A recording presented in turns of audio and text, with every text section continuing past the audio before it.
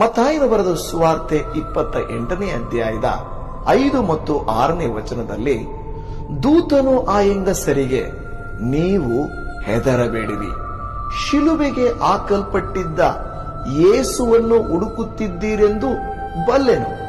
ಆತನು ಇಲ್ಲಿ ಇಲ್ಲ, ತಾನು ಹೇಳಿದಂತೆ ಎದ್ದಿದ್ದಾನೆ ಅಂದನು. ಆಮೇನ್, ಆಮೇನ್. ಈ ಈಸ್ ರಿಸನ್, ಅಂದರೆ ಆತನು ಎದ್ದಿದ್ದಾನೆ, ಇಲ್ಲಿ ಇಲ್ಲ. ಎಲ್ಲಿ ಇಲ್ಲ? ಅವರು ಎಲ್ಲಿ ಹುಡುಕುತ್ತಿದ್ದಾರೆ? ಸಮಾಧಿಯಲ್ಲಿ ಹುಡುಕುತ್ತಿದ್ದಾರೆ, ಸತ್ತವರ ಮಧ್ಯದಲ್ಲಿ ಹುಡುಕುತ್ತಿದ್ದಾರೆ. ಇಲ್ಲದೆ ಇರುವ ಯೇಸುವನ್ನ ಇಲ್ಲೇ ತಾನೇ ನಾವು ಇಟ್ಟಿದ್ದೀವಿ, ಇಲ್ಲೇ ತಾನೇ ನಾವು ಸಮಾಧಾನ ಮಾಡಿದ್ದೀವಿ, ಆದರೆ ಆತನು ಇಲ್ಲಿ ಇಲ್ಲವಲ್ಲ. ದೇವದೂತನು ಹೇಳುತ್ತಾ ಇದ್ದಾರೆ, ಶವ ಕಾಣಿಸುತ್ತಿಲ್ಲ ಎಂದು ಹೆದರಬೇಡಿರಿ. ಯಾಕೆ ಹೆದರಬೇಡ್ರಿ ಅಂದ್ರೆ, ಆತನು ಇಲ್ಲಿ ಇಲ್ಲ, ತಾನು ಹೇಳಿದಂತೆ ಆತನು ಎದ್ದಿದ್ದಾನೆ.